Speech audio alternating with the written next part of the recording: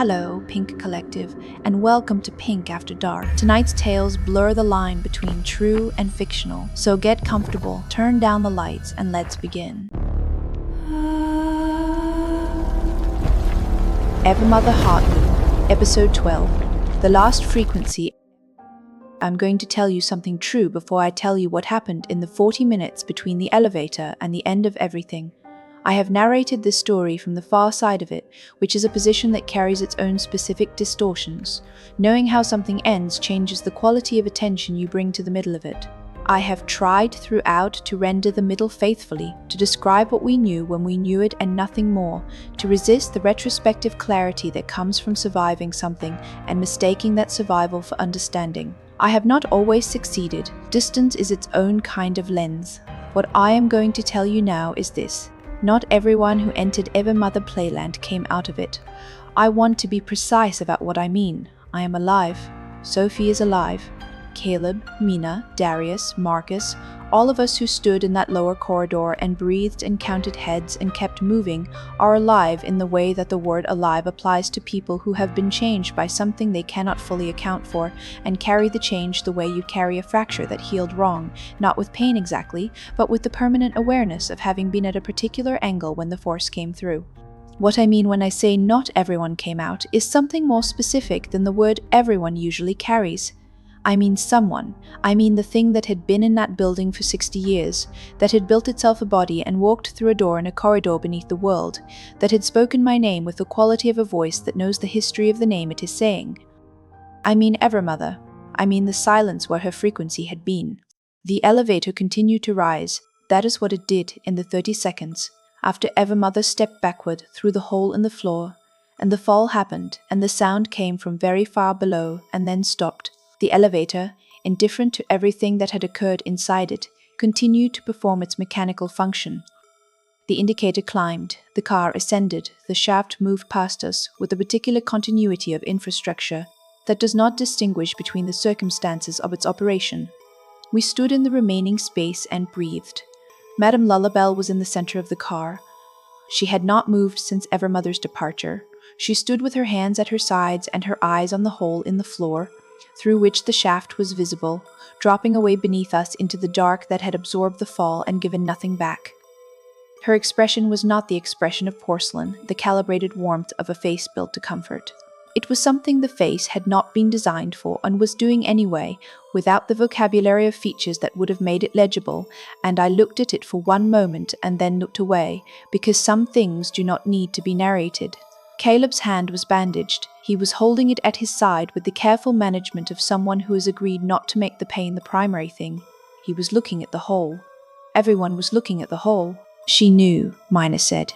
She said it the way she says things she has already processed and accepted and is now offering for the group to process and accept, without softening, without qualification, as a fact about the situation that no one had yet said aloud and that needed to be said aloud in order to become part of what we were operating from. She knew it was the only route, Mina said. The body was new. She had been working on it for years and it was still new. She knew what it could and couldn't hold. Nobody answered her. Darius was looking at the car's ceiling. He had looked at Mina when she spoke, and then at the ceiling, and his hands were at his sides in the way they had been since the cable car took his camera, present, open, nothing between him and what was happening. Sophie was looking at the indicator. Marcus had closed his eyes. He stood in the rear corner of the car with his back against the wall and his eyes closed, and I understood, looking at him, that he was not processing. He was not calculating. He was doing something that takes a long time to learn and requires a particular relationship with duration, with loss, with the difference between what you can carry and what you can set down. He was saying goodbye in the way that people say goodbye when there is no ceremony available to them, and the ceremony is not the point. I looked at the indicator. The frequency was still present.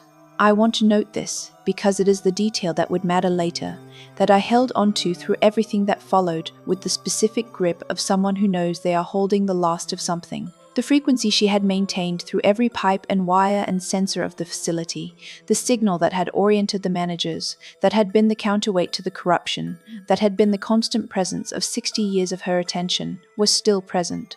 Faint, altered, The way a voice is altered when the person producing it has been damaged, when the production of it costs something that it did not cost before. But present, she was still there, somewhere in the building's infrastructure, distributed the way she had always been distributed. What had survived the fall was still running. The indicator reached the assembly hall level. The doors opened. The flood was everywhere. I had seen it in the school hallway, that first terrible encounter when the hatch came off its housing and the mass of small bodies poured through into the corridor. I had seen it from the upper gallery, in the night vision of Darius's camera, cresting and rolling over itself in the factory floor below. But seeing a thing and being level with it, the face of it at your face, the scale of it continuous from wall to wall and floor to ceiling in both directions down the corridor, those are different operations, and the difference required a moment. The amber eyes were what the dark gave you first, hundreds of them, thousands perhaps, though the corridor's darkness past the first 40 meters made counting impossible, and counting was not the relevant operation. They blinked, slowly, independently, the amber glow of each pair carrying the dim warmth of the original design language, the color chosen to delight a child, rendered now in the specific key of a child's nightmare about the things that watch from the dark beneath the bed. They did not converge. They did not advance.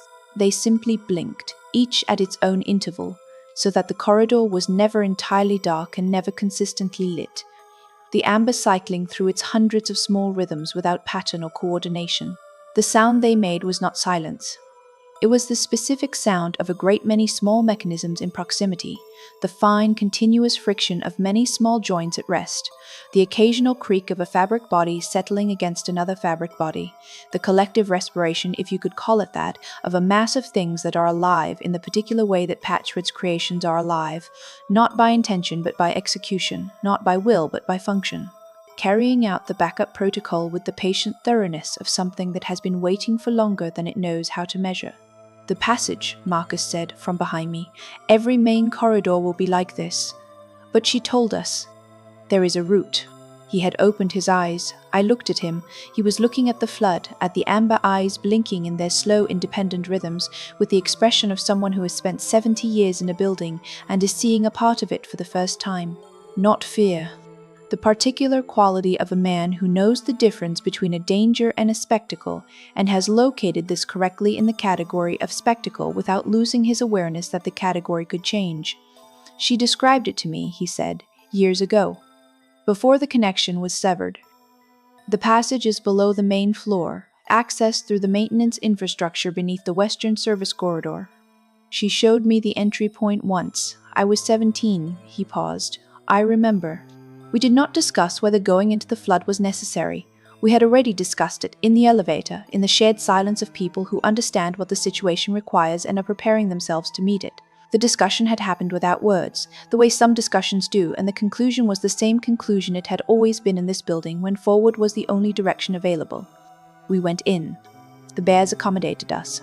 The part that is most deeply wrong about the flood is not its scale or its sound or the amber of its 1,000 watching eyes.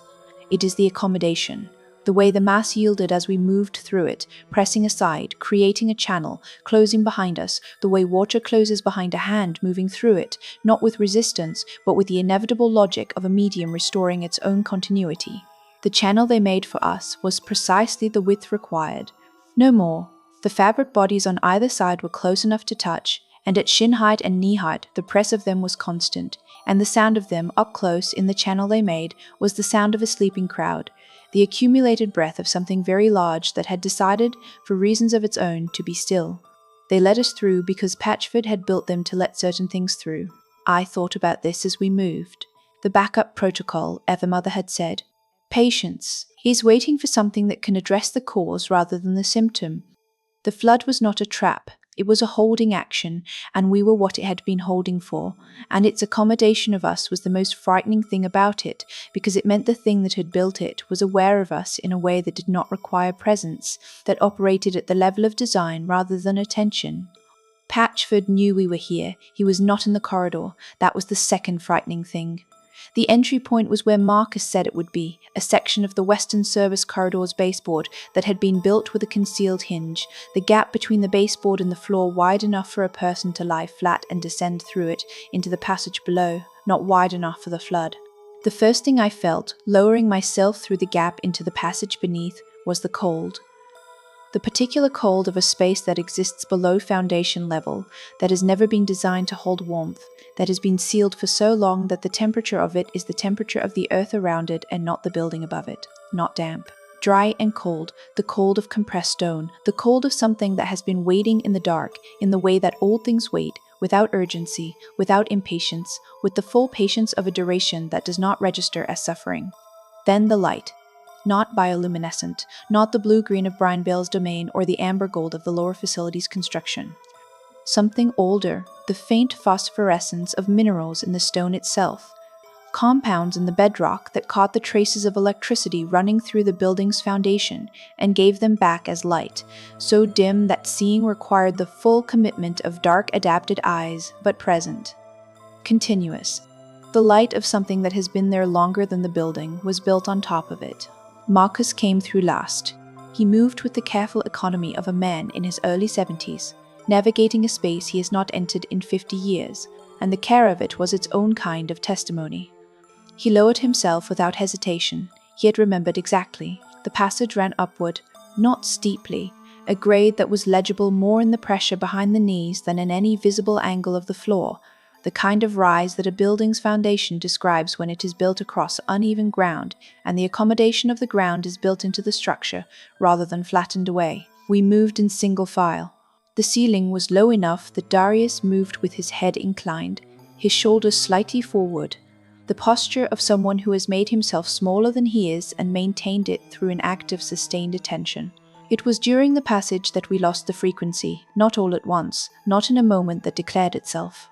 The way the bioluminescent light had deepened as we descended in Brian Vale's domain, the way the manufactured moonlight of the Everforest had filtered through the canopy in degrees, the frequency withdrew the same way, degree by degree, the quality of it changing from present to attenuated to the memory of present to nothing. I had not been consciously tracking it. I noticed it was gone in the same moment I noticed I had been tracking it.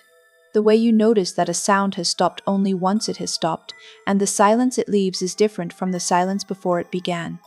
She had been there beneath everything, the signal of her running through the building's infrastructure around us, faint and changed and costly but continuous. And then she was not. The passage was very quiet for a moment. Sophie's hand found my shoulder from behind. She did not speak. She kept it there for 3 paces and then released it, and we kept walking, and the absence moved with us the way absences do, not behind, not ahead, but concurrent, a quality of the air that the air could not be reasoned out of. Madame Lalabelle, walking ahead of me, had stopped. She stopped as if something had struck her, though nothing had. She stood in the passage with her head bowed and her hands at her sides, and then she made a sound that I am not going to attempt to describe in technical terms, because the technical terms are not available, and the available language is the language of grief, which is what it was. Not the broken chord of the Carousel District's corruption. Not the damaged harmony of 3 voices in a shared wrongness. A single sound, from a single voice, small and clear and shaped by the 60 years of its duration, by Ada and the darkness after Ada, and the dreaming that had brought her back to herself, and the understanding that the thing which had made her and maintained her, and learned to sing for her across 11 solitary years because it seemed like the right thing to do, was no longer anywhere in the building. She stood in the passage for a moment. Then she walked. The passage opened into a room that did not announce itself. No threshold, no door, no architectural declaration of arrival. The passage simply became the room in the way that one kind of dark becomes another kind of dark, a widening, the ceiling lifting, the walls retreating from the periphery of perception until the space around us had the quality of a room rather than a passage without the moment that should have marked the transition. I had seen it on the monitor in Evermother's room, through the connection restored by the porcelain figure in its housing. The circular room, the chairs in their ring, the piping running between them and up through the ceiling, the dust of 6 decades on every surface. The monitor had shown me the facts of it. Standing in it was different from the facts. The chairs were arranged in a circle of 12. Not the institutional chairs of a waiting room, not the precision of a boardroom configuration. Something more considered. Each chair, the kind of chair a child's guardian angel might build if asked, proportioned for comfort, built from materials chosen for their capacity to last, the joinery of them visible in the stone light, and executed with the care of something that had taken the time because it understood that the purpose of a thing matters, and time is the primary expression of that understanding. Between each chair and the next, pipe and conduit, running in loops from chair to chair, and from all chairs to the center of the room where the mechanism waited. The mechanism at the center was not large. That was what required the most adjustment. Everything in this facility had been scaled to impress, to convey through proportion the seriousness of its purpose. The Heartloom center was the size of a podium, something you could put your hands on, something built for human scale, for the dimensions of a person standing in front of it, because it had always been built for a person to stand in front of it. In the chair nearest the passage's exit, Director Prim. He was seated, in 60 years of our knowledge of him, across every encounter in the facility above, the assembly hall, the administrative wing, the dark carnival, the corridor of the room without visible edges. Director Prim had always been in motion or in the vertical stillness of a thing that has decided to stop. We had never seen him seated. The act of it changed the shape of him in ways that I had not anticipated. The formal authority of his proportions, the geometry that had always communicated itself as the architecture of control, translated in the chair into something smaller, more finite. He sat with his hands in his lap and his cracked face tilted slightly downward, and the cracks that had extended across his porcelain in the events of the facility above were extensive now. The hairlines becoming fault lines, the interior of him visible through every major fracture. He looked up when we entered, both eyes. The displaced one and the aligned one, both oriented toward us, both carrying the particular quality of a face that has been through something and is on the other side of it and is finding out what the other side looks like. I came through the forest, he said. His voice was not the formal precision of the assembly hall. It was what remained of that precision after the cable car had gone down and the forest had been navigated and 60 years of weight had settled, finally into the recognition of what it weighed. Still careful, still considered, carrying the bones of what it had been. Thorn let me pass, he said. I did not expect it. He looked at Marcus. The look that passed between them was not the look of two people who have never met. It was the look of two configurations of the same original circumstance. The child who stayed in his original form, and the child whose pattern had been copied into a manager unit and run for 60 years, looking at each other with the particular quality of recognition that occurs when the thing you are recognizing is also something you have always known. Marcus fell, Prim said. Harold Pike, Marcus said. Neither of them said anything else for a moment. The interface, Prim said, looking at the mechanism at the room's center. I know how it operates. She explained it to me once. He paused. I have been sitting here since I came through the forest, thinking about whether to proceed without you. I decided against it. Why? Sophie asked. Because she designed it to require consent, he said. And because consent administered without the subject's knowledge is not consent. He looked at me with the cracked face that had been Harold Pike's fear of getting things wrong, translated into 60 years of careful administration. It requires a human presence at the interface. You are the correct person. You have been the correct person since you entered this building. From outside the room, from the building above us and the forest beyond it, a sound arrived through the stone. I want to describe it precisely. It was not a sound that the building's architecture was designed to carry, but the building carried it anyway, the way very large sounds travel through the foundations of structures, whether or not the structures have been designed to transmit them. A deep impact, followed by the particular quality of wood and iron under extreme stress, followed by a second impact that was different in character from the first, not the first thing striking again, but a response. Patchford had found Thorn. We heard it through the floor. The Heartloom chamber was below the assembly hall's structural level, the passage we had taken running beneath the main floor, and what happened in the assembly hall above us communicated itself through the stone and the concrete and the 60 years of Patchford's maintenance of the building's infrastructure as vibration, as sound translated into sensation, as the particular signature of a collision between two things that the building had not been designed to contain simultaneously. On the monitors along the Heartloom's wall, old screens wired directly into the building's camera network, active on their own circuit and still running without Evermother's direction, we watched. Thorn had come through the northern entrance, not the Everforest's internal access, not the Everforest's internal access, not the managed entry point between his domain and the carnival above. The northern entrance was a structural opening at the building's perimeter. The loading bay's adjacent passage, sized for the transit of large equipment. He had come through it the way something comes through an opening when the opening is smaller than the thing, and the thing has decided the distinction is not a relevant obstacle. The wall around the entrance had accommodated his passage, the way old buildings accommodate forces they were not designed to resist, by yielding partially at the points of least tolerance, and then not yielding further. He was fully upright. All 6 meters of old-growth wood and dark iron, the antlers at full vertical height, the amber eyes oriented forward with the complete unambiguous attention of something that has been in one territory for 60 years and has crossed into another territory for the first time and is orienting itself by instinct rather than design. He moved through the assembly hall with a patience that the space received the way it received everything, as a condition of its own existence, as a fact of the environment rather than an intrusion into it. The flood was in the assembly hall. It was there, the bears in their amber-eyed masses along the walls and across the factory floor, and Thorn moved through them the way a large current moves through still water, not around them, through them, the flood yielding and closing and yielding again as he passed, the amber eyes of the bears tracking his movement without the accommodation they had offered us. These were the elements of the same protocol, and the protocol knew what it was managing and what it was not. Patchford came from the upper gallery. He came down through the suspended walkway structure with the momentum of something that has been running toward a point for a very long time and has arrived at it and is in the process of making contact.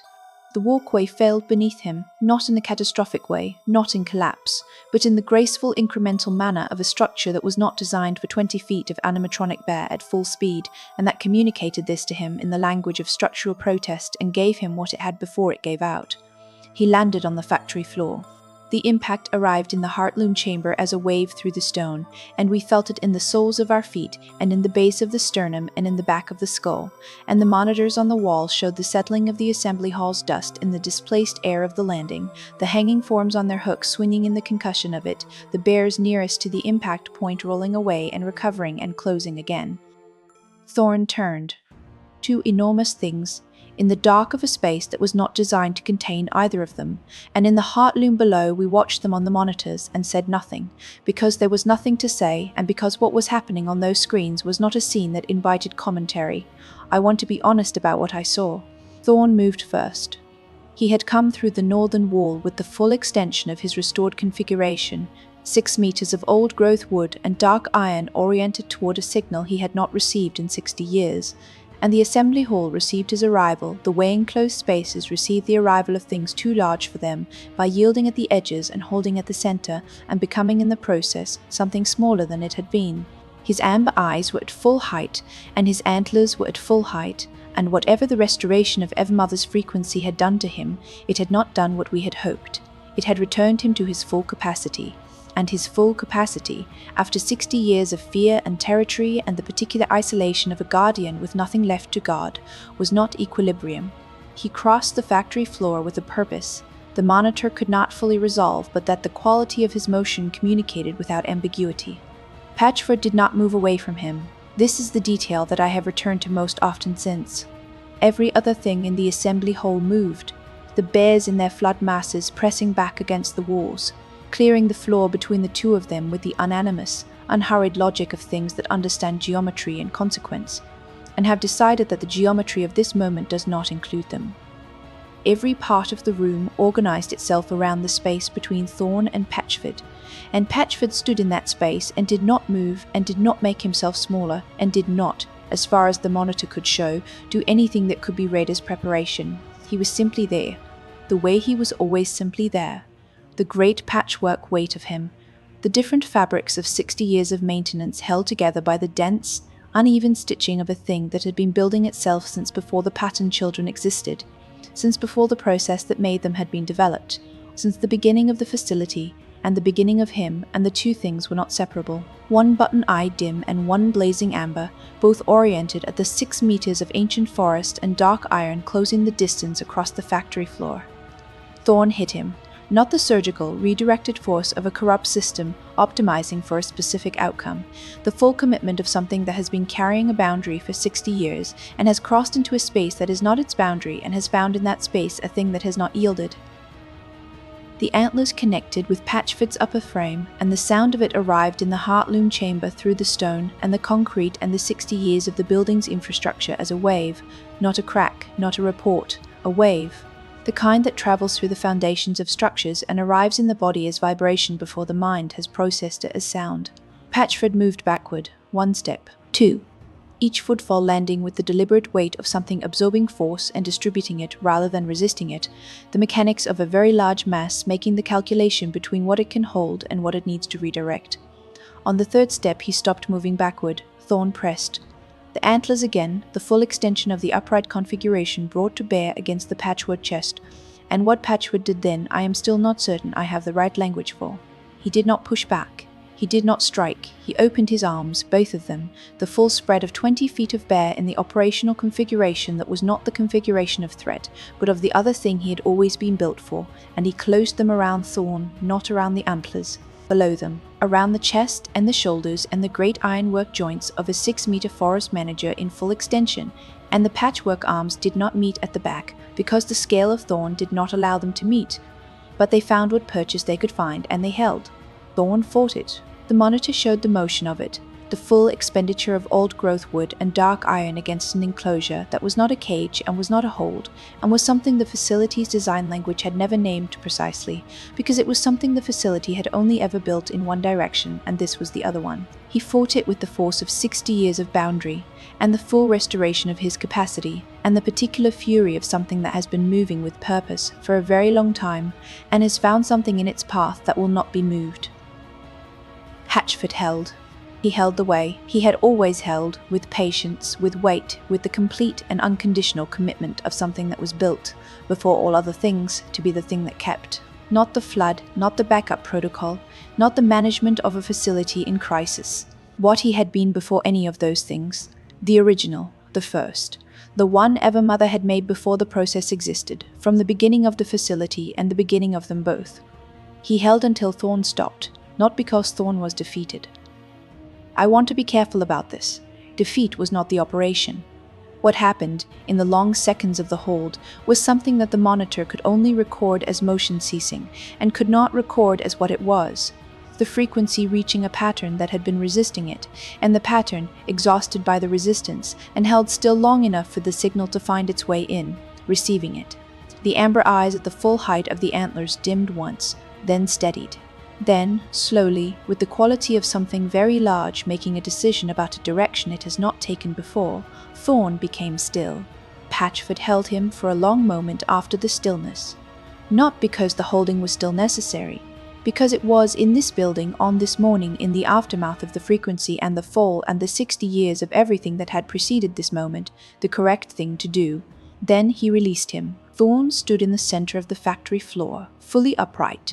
The amber eyes carrying a quality I had not seen in them before, not the searching amber of the ever forest, not the orienting light of a thing finding its boundaries, the quality of something that has been handed back to itself, and is in the first moments of understanding what that means. He turned toward the northern opening, toward the real forest beyond the building's perimeter, and he stood there for a long moment in the opening he had made in the wall, not looking back, looking forward at the tree line and the pre-dawn dark beyond it and the space that had no artificial moonlight and no looping birdsong and no manufactured limits. Then he stepped through it. Patchford watched him go. In the Heartloom chamber, Mina said quietly, to no one in particular, "Oh," I looked away from the monitors. It was time. What does it feel like? I asked. I asked it of Marcus, because Marcus had watched the original Heartloom process at 12 years old and had spent 60 years in the same building as its consequence, and because Director Prim's knowledge of it was the knowledge of a manager reviewing his own operational parameters, which is a different kind of knowing.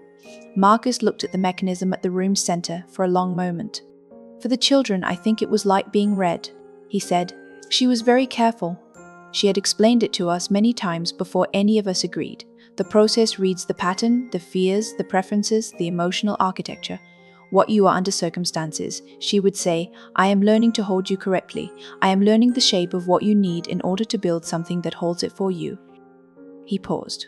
I asked her once what it felt like from her side. She said, like being trusted. The room was quiet for a moment. Running it in reverse, he said, means the interface reads what the pattern has become and compares it to what it was. The corruption, the fear that has been rewriting them, is legible to the mechanism because it was not part of the original pattern. It is foreign material. She designed the mechanism to recognize its own work, which means she designed it to recognize what is not its work. He looked at me. You will be the reader rather than the subject. What you experience will be what the mechanism is reading. The patterns, all of them. The fear, Sophie said. Yes, Marcus said. The fear first, the corruption is the fear. What is underneath it is what was there before. The child. I looked at Madame Lullabelle. She was standing at the perimeter of the room near one of the chairs. Her hands were folded in front of her, and her expression was the expression she had carried since the passage, since the frequency had ceased. The expression of something that has found its way back to itself and is standing in the full weight of what that means and is not looking away from it. She was afraid of forgetting herself, I said. Yes, Marcus said, and she found out that she couldn't. He looked at her. She looked at him. The look between them was not the look of a man and a porcelain-faced manager unit. It was the look between two people who have been in the same building for a very long time and have understood each other from a distance, and are now close enough for the understanding to land properly. No, he said, she couldn't. I went to the interface. Sophie put her hand on my arm, briefly, with the quality of a hand that knows it cannot hold you back, and is not trying to, and is saying something else entirely. I looked at her. She looked at me with the steadiness she had maintained from the car park at the beginning of all of this. The steadiness that is not the absence of fear, but the decision not to let the fear determine what happens next. We're here, she said. I put my hands on the interface. I am not going to tell you that it did not hurt. The mechanism at the Heartloom Center received my hands with the particular indifference of something that has been waiting for an input, and has received it and is now performing its function. It was warm. Warmer than the stone of the room, warmer than the air, with the specific warmth of something that has been maintaining a charge across a long time and is now releasing it toward a purpose. And then the release was not warmth, but something below warmth, something that does not have a sensory name, that arrived not at the surface of my skin but behind it, in the same place that Brian Vale's bioluminescence had arrived in the pool, not at the eye but in the eye, not as perception but as knowledge. The patterns, I understood in the first seconds what Marcus had meant when he said reading. The mechanism was reading. I was the mechanism. The patterns moved through me the way data moves through a conducting medium, not as images, not as sounds, not in any form the senses usually provide, but as structures, as the architecture of people. Brian Vale first. Myra Holloway at 10. Her fear of abandonment, the fear of being left, of being the one that was not carried back, of the water closing over a child's head and the world above continuing without her, translated across 60 years into the territorial depths of the aquarium's dark, into the bioluminescent domain that was warm and total and beautiful and entirely sealed. Her corruption had built her a world from which nothing could leave, because the fear of leaving was what had been done to her, and the only vocabulary available to address it had been to make leaving structurally impossible. The mechanism found the original pattern, the child who held on, who in holding had built something of extraordinary beauty and had not known what the holding was costing her, because the holding was all she knew. The correction, when it came, was not the removal of the holding. It was the understanding, arriving in the pattern for the first time, that the held thing could also, if it chose, let go. Director Prim. Harold Pike at 11, whose fear of doing wrong had been the most legible fear in all of us, whose corruption had taken that fear and amplified it and twisted it, until the body had been performing the fear rather than managing it, the involuntary strikes, the structural failures. The inverted configuration of a thing that had turned itself inside out under the weight of having told Thorne and having watched what Thorne did with the information. The mechanism found what was underneath the fear of wrongness. The child who wanted to do things correctly because correctness was care, because precision was the form that love took when language wasn't enough, because an 11-year-old boy who had spent his whole life in the proximity of careless things had decided that care was the one variable he could control and had spent his entire existence trying to get it right. He had come to the Heartloom through the forest, through Thorne's domain, and sat down in a chair to wait. He had wanted one final time to do the right thing. The mechanism gave him that. Thorn, Marcus Fail at 12. His own pattern, the one he had lived beside for 70 years in the same building, the child who had wanted to protect the younger ones and had been given a body built for guarding an entire forest and had done exactly that with the unwavering commitment of a thing that has understood its function and has nothing to contradict it. His corruption had not been the worst. The forest had maintained him the way the forest maintains things, in the conditions that produce them, in the soil and light specific to their nature. He was the closest to himself of all of them. What the mechanism did for Thorn was the smallest correction. It simply opened the boundary, not inward, outward, past the fence, past the facility's perimeter, to the real forest beyond it. The one that had been growing outside the walls for as long as the facility had been here, the one that had no artificial moonlight and no looping birdsong and no manufactured ecology. The real forest, where real things grew and real things died, and the guardian function, applied at that scale, was not a cage but a custodianship. Then Madame Lullabelle, the original. I held her pattern last because her pattern was the one I had been moving towards since the manufacturing wing, since the porcelain figure with the number 412 and its closed eyes in the locker, since the carousel district and the bass melody and the 60 years of fear that had found its expression in the 3 copies and the broken cord and the long isolation of a child who had been afraid of losing herself. Clara Voss, 8 years old. The child with the performance-based affection who had needed to be seen so completely that she had agreed to be held in a form that could not be forgotten, because forgetting was the worst thing available, who had dreamed her way back to herself with Ada's help, who had walked through the elevator in the lower facility and stood in front of the 3 corrupted versions of herself and not flinched. The corruption in her, the mechanism showed me, was almost gone. She had done most of the work herself. What remained was the last residue of the original fear, small and persistent, the kind that does not announce itself because it has been there long enough to be mistaken for structural. The mechanism addressed it with a precision that felt, from the inside of the conducting experience, like the finest available instrument being applied to the finest available problem, careful, targeted, complete.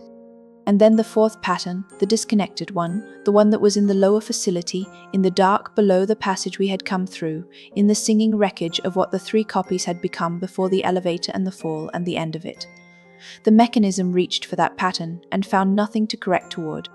The architecture of the pattern was present, the underlying shape of it, the original copy made from Clara's fear at its most acute, the copy that had been corrupted before instantiation and had never had the equilibrium of Ada to hold the fear in check. That pattern was present in the mechanism's range. But the interface requires consent. She had built this constraint into the Heartloom deliberately. What was in the lower facility did not respond. It did not refuse. Refusal is a kind of engagement, and what was below us was not engagement. It was singing, somewhere in the stone and the dark and the distance, a melody that had no resolution and no audience, and no apparent awareness that it was being heard by anything. The mechanism offered the correction and the pattern did not receive it, and the mechanism, built by something that had understood consent as the one inviolable condition of the process, acknowledged this and did not proceed. The interface released me. I do not know how long I had been standing at it. I became aware of the stone floor beneath my feet, and the cold of the Heartloom chamber, and Sophie's hand on my arm, and the quality of the light through the room's old mineral phosphorescence, and the faces of the people in the room who had been watching me stand at a mechanism with my hands pressed to its surface for a duration none of them had been certain would resolve. I looked at Madame Lullabelle. She was looking back at me with an expression that the porcelain was not entirely adequate to carry, and that she was carrying anyway, because she had been carrying things in that face for 60 years, and had learned what it was capable of when the light behind the eyes was doing the real work. "Ada," she said, very quietly, and not to me. It was the only word she said for a long time. In the assembly hall above us, the flood began to move. Not in the massed configuration of the backup protocol, not the amber-eyed carpet of Patchford's patient occupation of every corridor. Something different, the individual motion of small things returning to a position they had been keeping themselves from. The bears, which had been maintaining the flood formation for hours, began distributing themselves across the factory floor with the particular ease of a function that has been released from a specific directive and is returning to a baseline state, not dispersing, settling. The way a crowd settles when the event it gathered for has ended and the members of it remember that they are individuals with their own positions in a space. Patchford rose. On the monitor, we watched him stand from the seated configuration beside Thorn, slowly, with the quality of something that has been very still for a sustained period, and is allowing its components to confirm that the movement is still available to them. He rose to his full height, the manufacturing floor's ceiling barely accommodating him, and he was still for a moment. Looking at the bears, at the whole, at the work of the hours before, the total saturation of every passable space with the protocol, the patience of it. He began to gather them. That is the only way I know to describe it. He moved through the hall, and the bears that were nearest to him followed. The patchwork of him, the different fabrics and textures of 60 years of maintenance and accumulation, caught the assembly hall's emergency lighting and held it in the way that large things hold light, not by reflecting it, by absorbing it and returning it changed. Thorn left. He turned from the monitor's range toward the northern opening, toward the real forest beyond the building's perimeter, and he went through it. Not with the urgency of something fleeing, with the deliberateness of something going where it has decided to go, finally, after a very long time of waiting to understand what the decision should be. The undergrowth of the real forest received him the way undergrowth receives large things, immediately, completely, without record of the passage. He did not look back. Director Prim rose from the chair in the Heartloom. He rose with a different quality than he had sat. The list to the left no longer present in the upright configuration, the cracked face carrying its damage with the particular dignity of something that has been through what it has been through and has not been diminished by it, only marked. He looked at the room, at the chairs in their ring, at the mechanism at the center, which had done what it was built to do and was now at rest, which is what mechanisms do when their purpose has been served. He looked at Marcus. "Thank you," he said. He said it in the voice that was all that remained of the formal authority, stripped down to the simplest form of what the formality had always been trying to carry. Marcus nodded. "It has been a long time," Marcus said. "Yes," Prim said. "It has been." He looked toward the passage. "Is there a way out?" he asked. Not the administrative question, not the facility management question, the simplest version of the question a person can ask. "Yes," Sophie said. "We came out through the loading bay. Not the school hallway, not the aquarium corridor, not the Grand Assembly Hall's main entrance with its damaged mural and its institutional light. The loading bay, which had always opened outward, which had opened outward the first time we came and had opened outward every time since, because she had designed it to, and she had told us she had designed it to, and she had been telling us the truth about this from the beginning. The air outside was the air of early morning in late October. I have tried since to find a way to describe what it was like to breathe it after the hours in the lower facility, after the passage and the Heartloom and the interface. I have not found a way that does not sound insufficient. It was cold and ordinary, and it smelled of pine resin and recent rain, and it had the quality of air that has not been inside anything for a very long time, that has been moving freely through a space with no walls, and breathing, it was the kind of breathing that happens when a body has been managing itself carefully for an extended period, and has suddenly been given permission to stop managing. Marcus stood in the loading bay's threshold and looked at the sky. The sky was the pre-dawn kind, the particular blue that arrives before the light, and that is not dark and not light, but the transition between them, the sky at the moment it is deciding. He stood in it and tilted his face upward, and I did not look at his expression, because his expression was his and the 70 years of his were in it, and some things do not need to be narrated. He stood there for a long time. Director Prim stopped in the threshold. He had walked through the facility's corridors, from the Heartloom to the loading bay, with the measured deliberateness that had always characterized his movement. The placement of each step considered, nothing wasted. At the threshold he stopped. The cracked face tilted to take in the morning air. The lenses of his eye sockets caught the pre-dawn blue and held it, the flat absorption of them producing, for once, something that looked like reflection. "This is the first time," he said. He did not complete the sentence. He did not need to. Madame Lullabelle took one step into the loading bay and then stopped, and remained in the threshold between the building and the morning for a long time without moving. She was looking at the tree line. At the dark mass of the real forest at the facility's edge, where the pine trees grew without design, and the undergrowth moved in the natural wind and thorn had gone, and was not visible but was present in the way that large things that have chosen a territory are present even when they cannot be seen. She began to sing. Very softly, not the bass melody. Something without a name, something that had not existed before this moment, that she was finding in real time in the way that things are found when all the prior conditions for finding them have finally resolved. It lasted perhaps 20 seconds, then she stopped. She did not look self-conscious about it. She looked like someone who has sung in a very large space and has heard for the first time what her own voice sounds like without the walls. Below us, in the aquarium, in the depth of water that had never had a bottom accessible to anything but brine veil, a slow amber pulse moved through the dark, not the bioluminescent blue-green of her natural generation. Something different, something warmer, the color of the lure that had swayed above the pool when she had chosen to collect us from the surface and carry us down to where we needed to be. One pulse. It lasted 3 seconds, then it was gone. I understood it as what it was. The authorities arrived at 7:43 in the morning. I had made the call from the loading bay while the others were still finding their orientation in the morning air, not to the agency I had feared across all of our previous visits, not the subdirectorate of the Department of Defense that had sent the 1969 letter and had arranged its quiet protections in exchange for its quiet research, to a different number. A number I had spent 3 years identifying as the correct number to call when the moment arrived, an academic contact in federal ethics oversight whose specific mandate covered exactly this category of situation and who had been given enough context in a carefully worded email sent from my laptop 6 months before our first visit to the facility to understand what I meant when I called and said, "It's time." She arrived with 4 other people, not in armored vehicles. Not with the equipment of a retrieval operation or a containment team. She arrived in 2 ordinary cars with 4 colleagues and a mandate she had spent 6 months preparing with the same care I'd spent 6 months making the call for, and she walked across the cracked tarmac of the loading bay in the early morning light, and she looked at Director Prim, and she looked at Madame Lullabelle, and she looked at Marcus, and she said, "To me, you were right." We talked for 4 hours in the loading bay and in the facility's administrative wing, which she moved through with the careful attention of someone who understands that she is in an archive as well as an active situation, who is looking at everything with the awareness that what she is looking at will not look the same again once the process of understanding it has begun. She made notes. She did not instruct anyone. She listened. The conversation about the lower facility took the longest.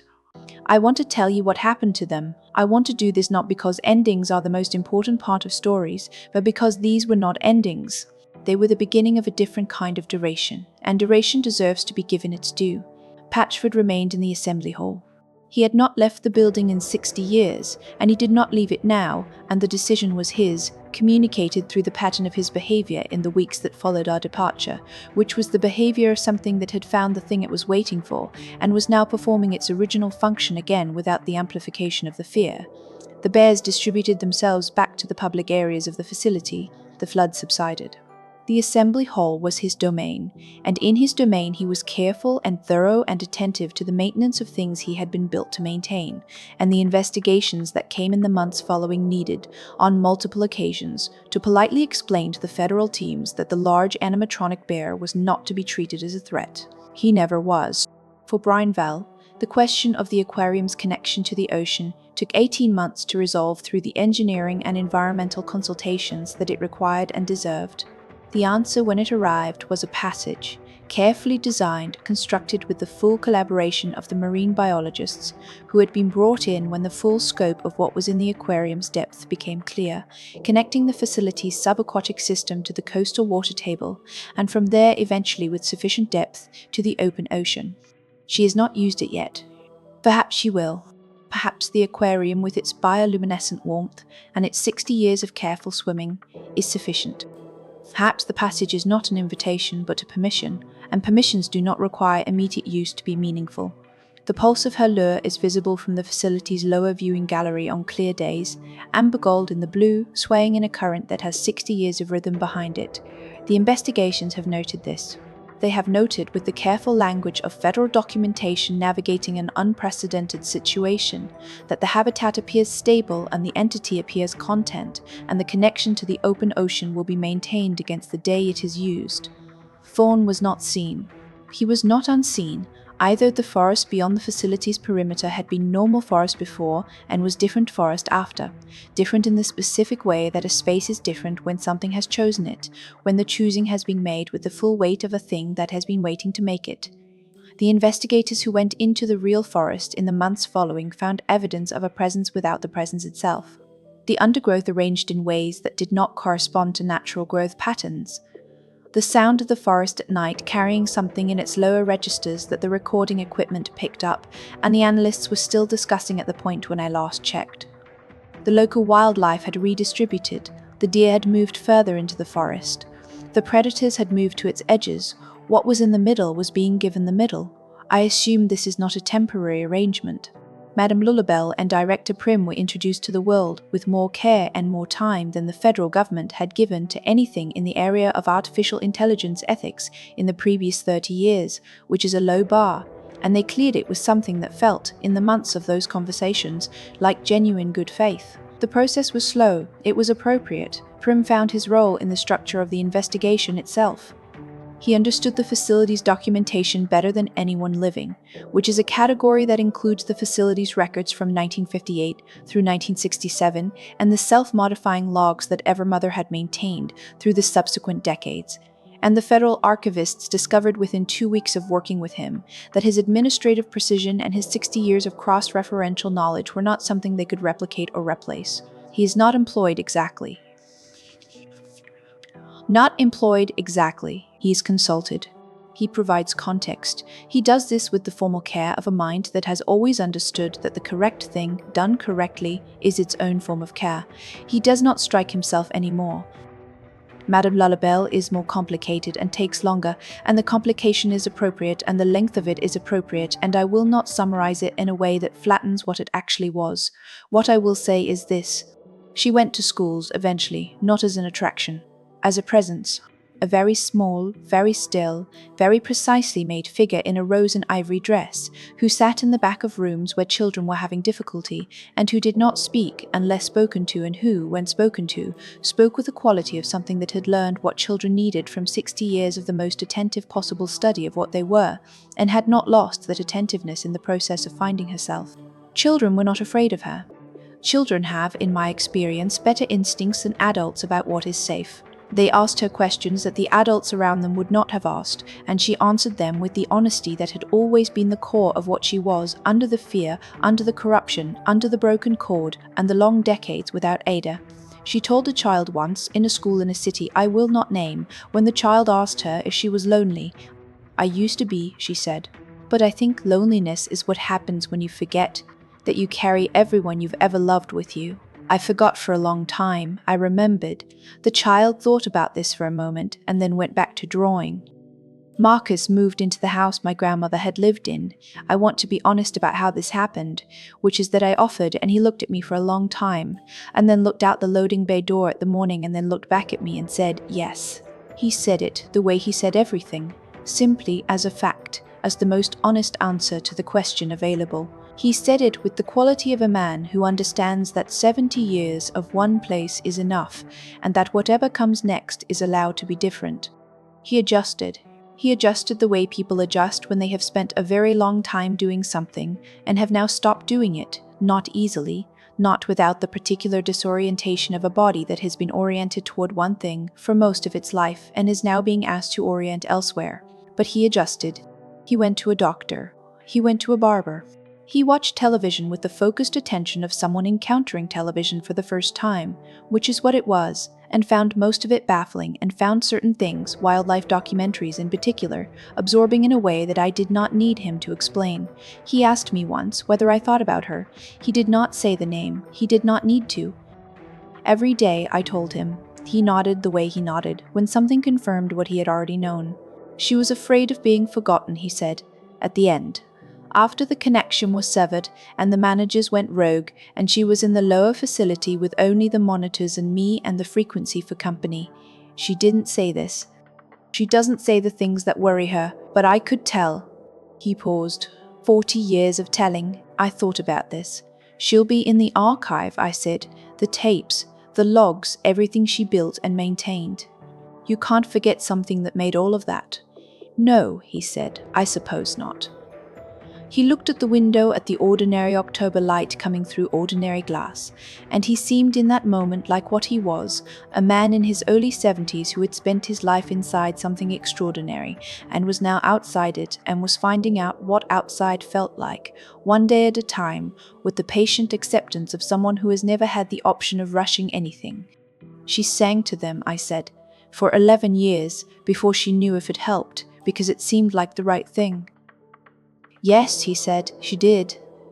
He did not say anything else. We sat in my grandmother's living room in the ordinary October light, and we did not say anything else, and that was sufficient, and that was the correct thing. The investigators lost access to the lower facility when the elevator system collapsed. They concluded the lower facility was a hazard to explore further and sealed off the elevator doors. The last thing they heard coming up the elevator shaft before the ceiling was done was a broken chord coming from a broken voice in a broken body. The melody continues.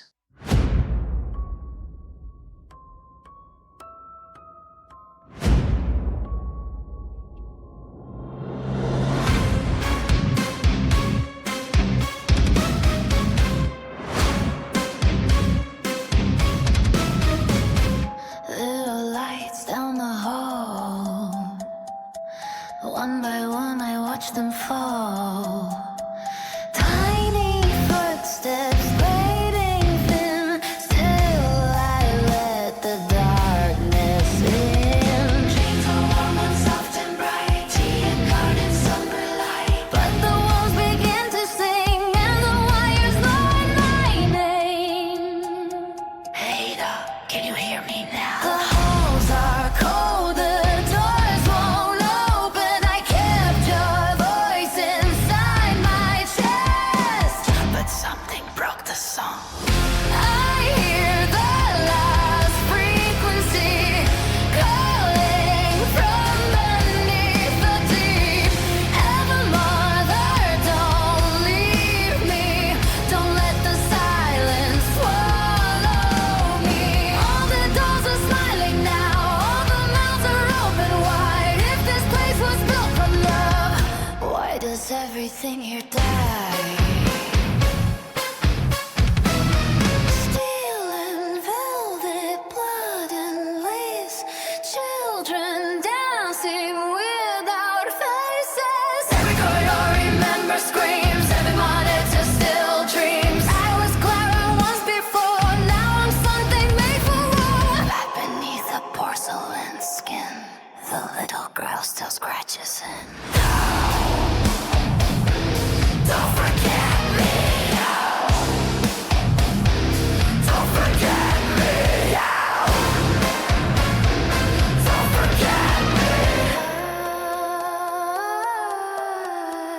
I held the doors, I kept them safe. I sang until my voice decayed. Why does love still run away? I hear the last frequency weakening beneath the sea. Evermother, stay with me. Please don't leave the dark to me. If the signal finally dies, hit the heart beneath the sleeves and let the whole world hear my song. Echo through eternity. I am me. I am me. I am me.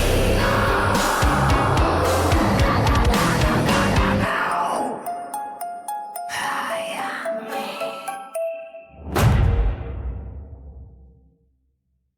If tonight's story stayed with you, become part of the Pink Collective by liking, commenting, and subscribing. Until next time, Pink Collective, stay curious, stay safe, and stay pink.